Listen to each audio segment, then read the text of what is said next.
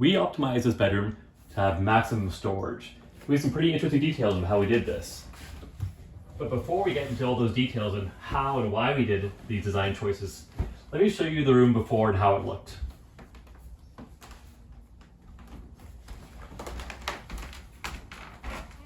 So we had to make some design choices. One of them was the drop soffit over here. We decided to make it look nice. We'd match the cupboard height to this to have a nice even flow of the line. Another consideration when designing a room is make sure you measure 3 times, not just twice, to make sure everything's absolutely perfect. A big thing for this design is we wanted a king size bed, but thought, is this a huge waste of space in the room? So when you put in a king size bed, you're going to take out your width on your left and on your right for the cupboard space.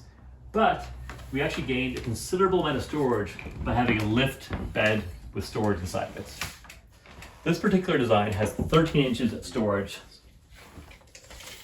And why is this important? So you can fit in Rubbermaid style organizers.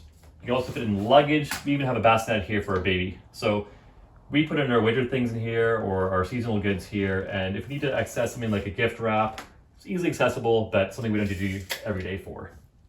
So a huge part of this is the deep storage. We absolutely love it and gained so much storage from it that it made up for the lack of horizontal width that we lost from the king bed.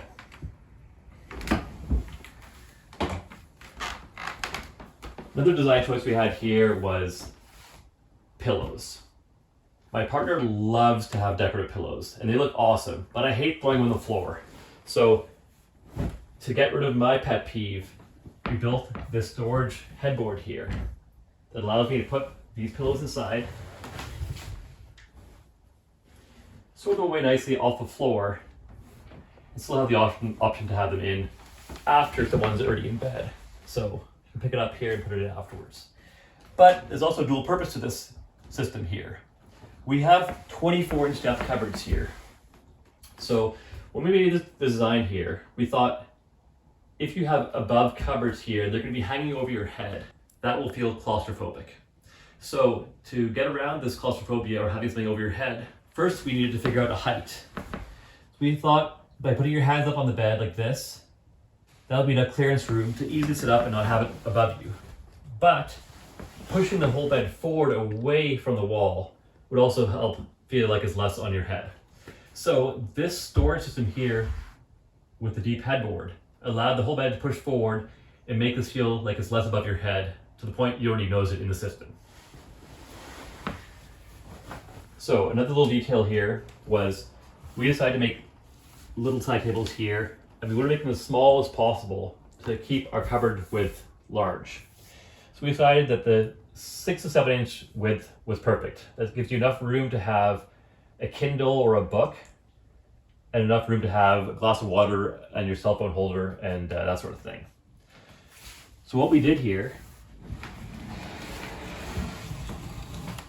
behind this system, we are blocking out 2 outlets, and we didn't want to lose power because we need to charge our phones. So we simply took a slimline outlet cover that had extenders on it. We ran that through the back of the headboard in the empty space, and we put it into the back of this little table. And that allows us to have our power cords going out to our charger, or you can even put a little wireless charger in here and have wireless charging for your phone. But to save ourselves some sanity, we decided not to put wiring in for overhead lights or puck lights or side lights. So we decided to go with wireless lights. You buy these off of Amazon or a lot of hardware stores. They tap on with a single touch. The charge lasts a good few months without needing to recharge them. You can easily charge them inside here. So that was our solution to having wiring for cell phones, but not having to deal with complex wiring for built-in lights. We went with standard closet style settings. So the closet here that hangs, a couple of drawers. If you want to build your own system here, you can buy modules like this that already exist on the market. You have 24-inch depth cupboards. You could forego this and have yourself just some floating shelves or less deep cupboards if you wanted to do a more simple design and avoid having to have this complex storage system, which we also love though. The 24-inch depth here does allow us to have a lot of storage here above. So previously we had a lot of items sort of elsewhere in the home, and just filling out all of our closets and our cupboards and our hallways, and we just didn't have enough room. So this system here really helped our situation.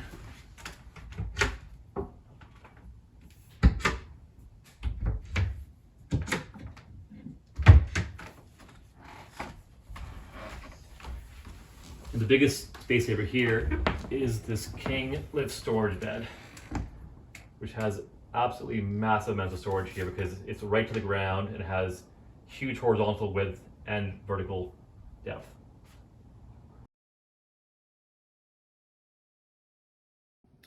Here are some scenes of the build process. When assembling, it's always good to clear out the room as much as possible. Take your time, build slowly, take it step by step, have some breaks, and after it's all completed, step back and have a look at what you made. If you're interested in learning more, check out the link in the comments section to our blog or check out our website, and we'll show you more details of how we made the system. Thanks for watching.